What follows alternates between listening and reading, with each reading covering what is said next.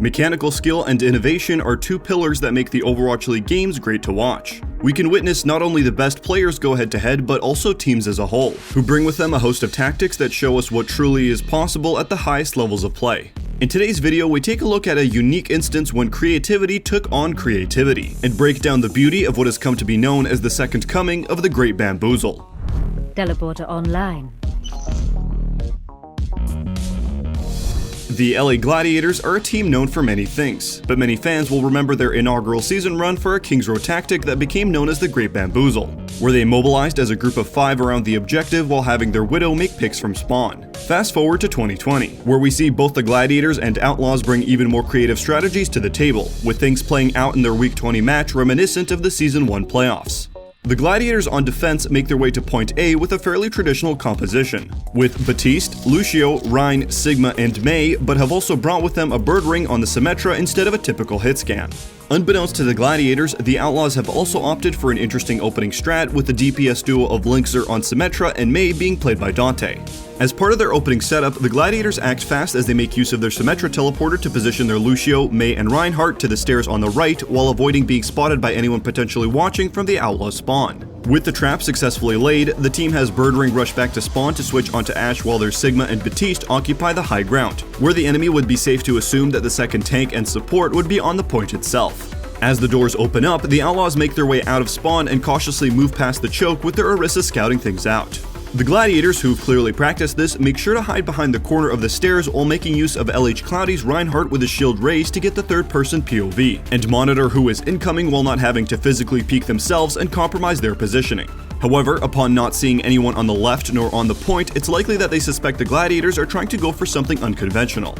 Instead of pushing out around the statue or into the hotel, which would have been fatal, the Outlaws stick to their plan regardless of the fishiness and regroup by the bus. They start to fire onto the enemy Sigma, who proceeds to abandon his initial position on the high ground. Once they see Space leave his perch, the team gives Dante the go signal, who then proceeds to ice wall boost their Symmetra upwards to place a cheeky teleporter onto the high ground. If you didn't know, when May's ice wall breaks, there are objects like Symmetra's teleporter that just fall to the ground. The Outlaws make use of this interaction as they call down the wall to drop one end of the teleporter back down to ground level and, like a well-oiled machine, rush through. Not only is this a great way to reposition their entire team past a notorious choke point, but it had the unexpected benefit of bypassing the trap that the Gladiators had initially laid out, with some of their players waiting in the wings for a flank.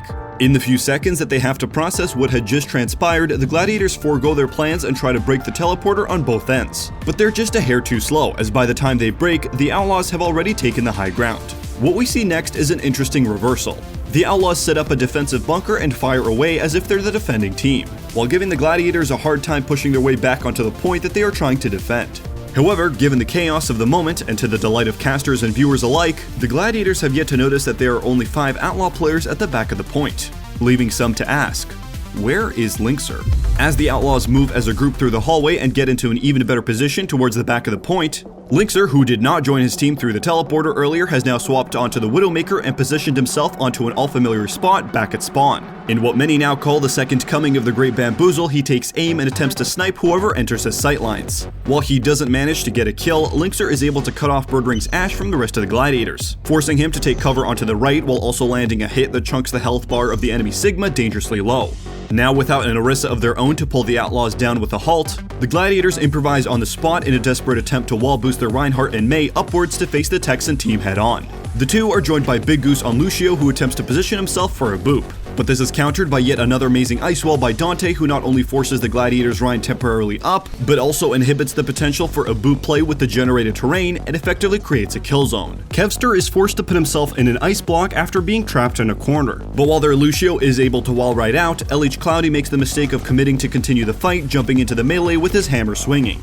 However, with only Hydration's Orisa as the immediate target, as the rest of the Outlaw members have safely moved onto the confines of the adjacent rooms, he does not find much value, and ultimately is overwhelmed by the damage as the much-needed healing from his Batiste is cut off by the green ice wall. Down a Reinhardt and effectively splintered from the rest of their team, the Gladiators Lucio and May make attempts to get away, but soon fall to the Outlaws. This leaves Space and Shaz as the last 2 Gladiators players left near the point, but they too are already slowly backing away while Birdring is still off on the opposite end, unable to find much value thanks to Linkser keeping him pinned. With the fight won, the Outlaws clean up the cornered Ashe and move onto the streets phase. Are the Gladiators even going to have an opportunity to respond? Birdring's been stuck in this little angle.